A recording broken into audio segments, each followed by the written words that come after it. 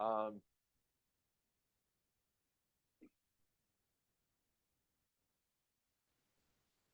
It's so here in every model, this statement gives me this statement, right? Remember, if there exists one girl that works for every boy, then for every boy there exists a girl. Well, the one that exists for everybody, right?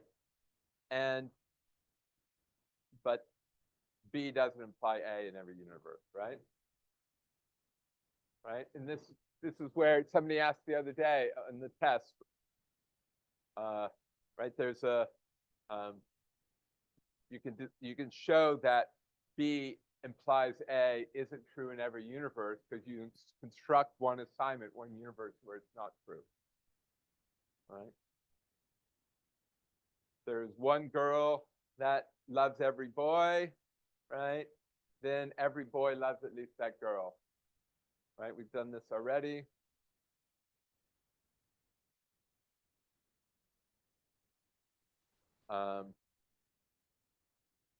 All right, so here's my A and my B, right? We're gonna play the game.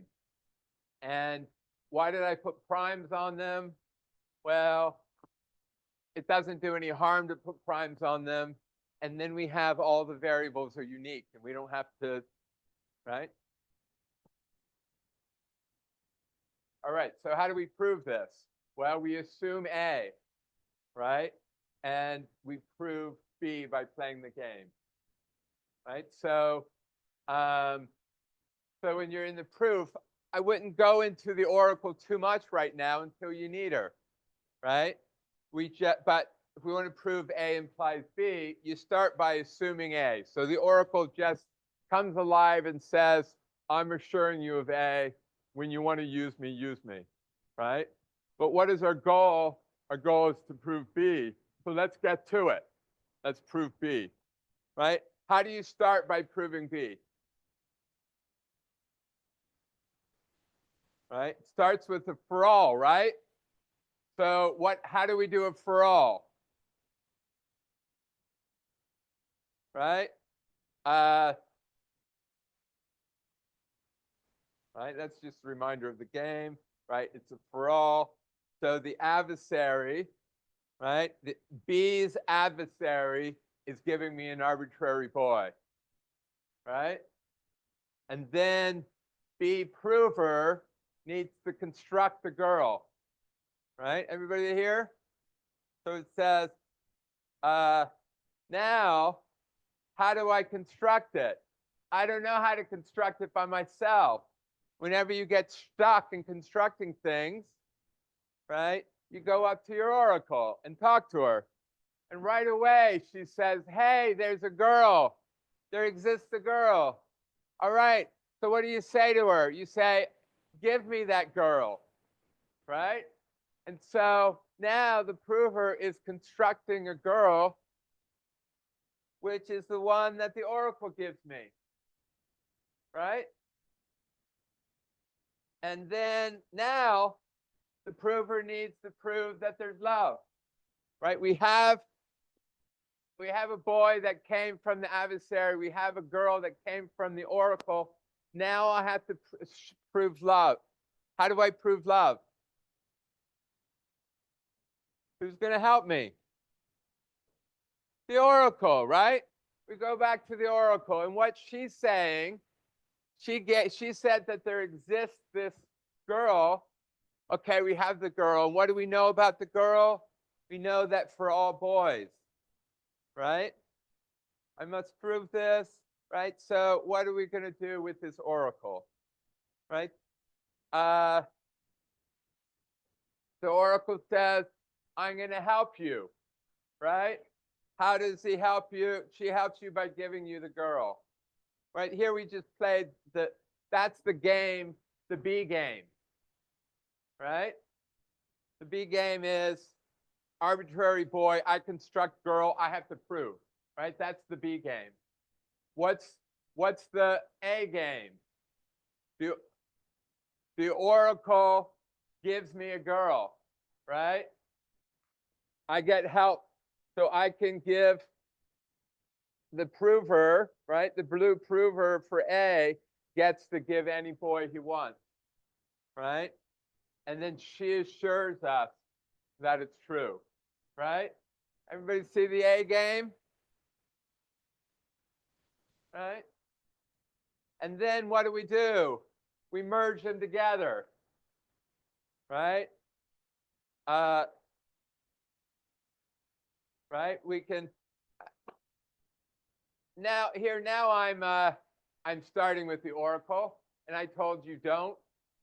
I think I made these slides years ago. I think if I were doing it now, I wouldn't start with the oracle, right? But here, let's start with the oracle. She gives me a girl, and I might even put an exist here. See, they're old slides. And then I get an arbitrary boy, right? And then I have to get help. I get help from the adversary, from the oracle, right? I give the oracle a boy. Which boy do I give? The boy I got from the adversary, right? So I give her a boy, and then I have to construct the girl. So which girl do I construct? I construct the girl that I got from the oracle, right? And she assures me of it. And so because they're the same, it's true, right? Everybody see the game? And that's what most of these games are gonna happen, right? I'm trying to prove something when I'm having a dialogue with the adversary, right? I construct things. Adversary gives me things, arbitrary things. And how do I get help? I get help because I have this oracle who will give me things. I give her things. She gives me things, right? Does that make sense? Right? Right? The two games. Everybody see we have these two games.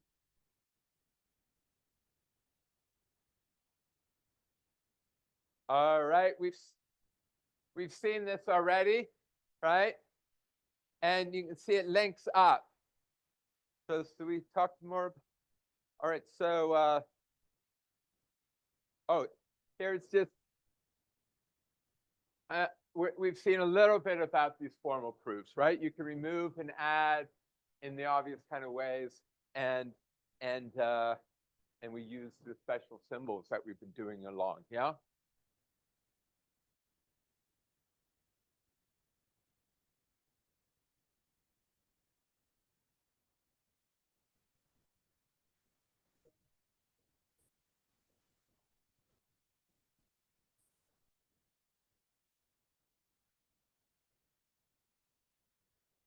Yeah, yeah, yeah. I mean, maybe I should throw. So, yeah, it's the same. It's the same idea. Yeah, yeah. I mean, there's some chance that I don't put it in my proof, in my solution, so the TA doesn't know what you're talking about, but hopefully the TA can figure it out too. And yeah, I mean, I could go put those names in. It's true that I made these slides, and I think George's book uses remove and add. All right, so let's just see how we would do this formally, right? If we wanted this the formal thing, right? We want to say this implies this. How do you prove this implies this? You assume this. Here I'm not doing I haven't fixed the slide yet, but we assume the left side, right? And then we start stripping off quantifiers, right? There exists a y, so let's give, all we're doing is we're giving the y a name, right? And then it's true for all x, so we can remove the for all, and now we have a free variable, right? This is saying, remember how we learned to interpret this, is that there exists some fixed y that works for every x, which is what we got up there, right? Everybody see that? And then we can start adding them again, right? We need to construct this guy over here. So why can we say that there exists right? Here's this y that exists, so we add the y back on. I don't know, and then we add the x back on, and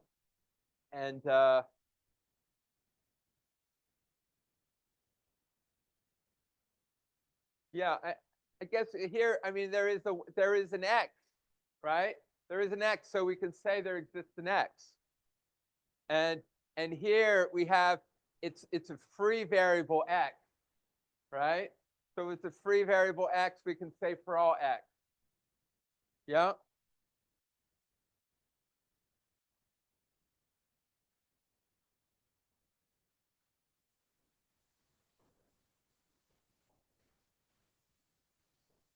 It small.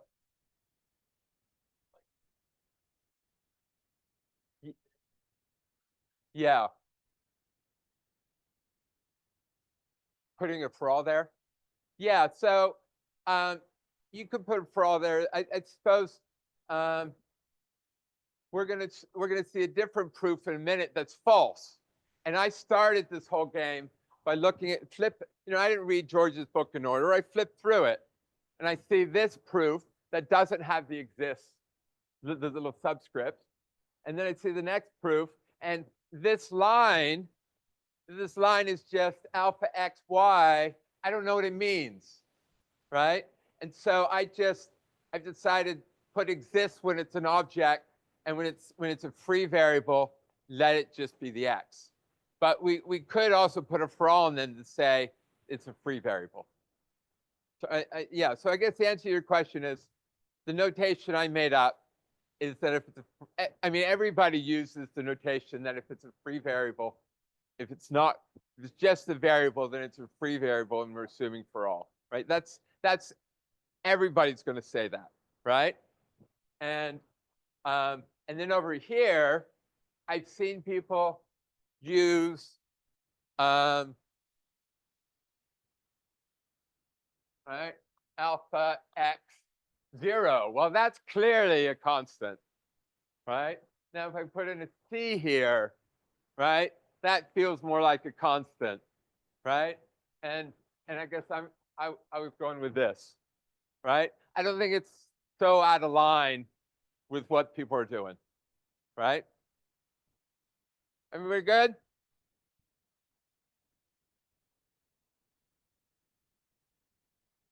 All right. So I mean, what makes me nervous about this proof is that it was too easy, right? So here, let's do the proof of the other direction, right? The other direction's not true, right? This says every x has a y, but it could be a different y. There's not a fixed y, right? So what are we going to do? We're going to assume that. We're going to strip off the for all. Now, right now, the x is a free variable, and we give an exist there, right? And then we add back on the for all, we add back on the exists, and we're done, right? I'm like, okay, what? Everybody see? So we have to, so I like to have meaning, right? I mean, it's good to have rules so that you can mechanically follow the rules each line, right? But if you have meaning, then you can say, where did I go wrong, right? I want my first line as an assumption, and every line after that should follow from that assumption. That if the assumption's true, then this line's true, right? And so I can read this proof and say, well, where did things break? And is this still true? Yeah, x is a free variable. There exists. I like this. Is this line true?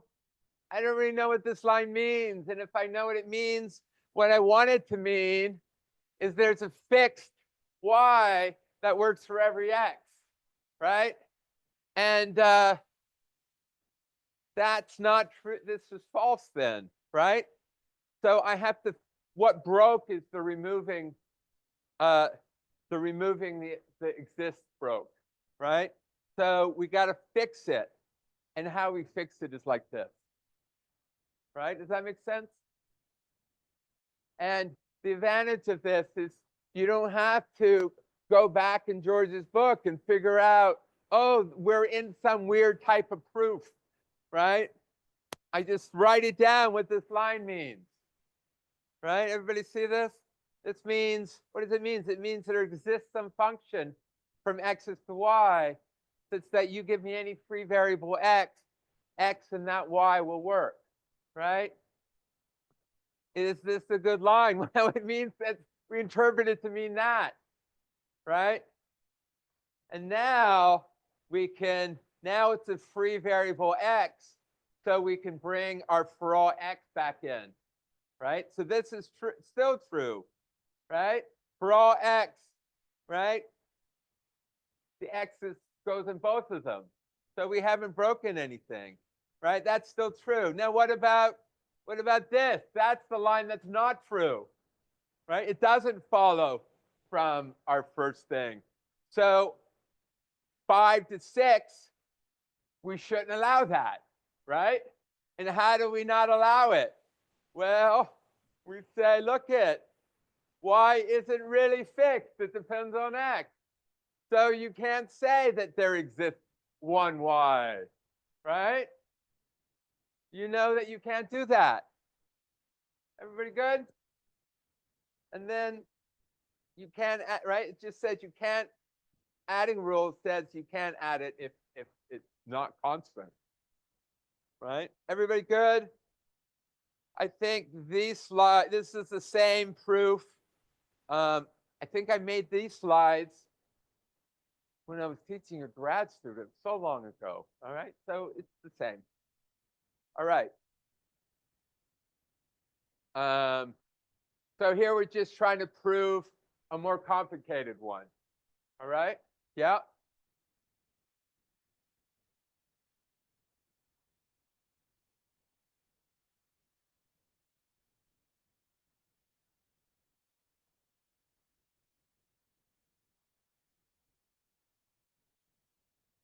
Yeah. You can't put it back here, right? And that's good, because if you put it back, you'd be proving something that's false, right? You can't get from this line here says, what does line 5 say? It says there exists a function from x to y. Here this right here. It says there exists a function from x to y. It's that for any x and that y gives me true, right? That is line 2, right? 2, 3, 4, and 5 in my books all say the same thing, right? You can move back and forth between them. They say the same thing. Line 6 says something different. You can't go from the previous lines to line 6 because it says something different, right? Does that make sense? Excellent.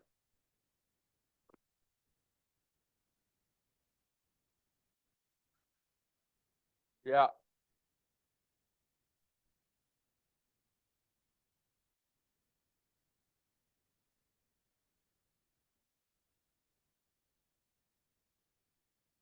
All right. So I will tell you, I will be laying on a beach in Dominican Republic. My job is the best job of all jobs in the world, because most people either have lots of money or lots of time. My job gives me both. That being said, I'll probably check my email once a day and respond to it. All right. Right? All right. So let's play this game. All right. She's assuring us that the left-hand side is true, and I have to prove the right-hand side. Right? So I need to find a winning game strategy to the game. Right? Her version of the game is slightly different than my version of the game. Right? She knows how to win. The point is, she knows how to win this game. Right? And will help me win this game. I'm trying to win this game. and you see they're different games because they go in different orders, right? But, right, so let's see. She'll tell you, right? You tell her the X moves, and she'll tell you the Y move, right? And over here, right? All right, so in this game, right, we're playing this game. So the adversary gives me an X1 and an X2, right? And now, and then the prover needs to come up with the Y's, right? How does the prover come up with the Y's?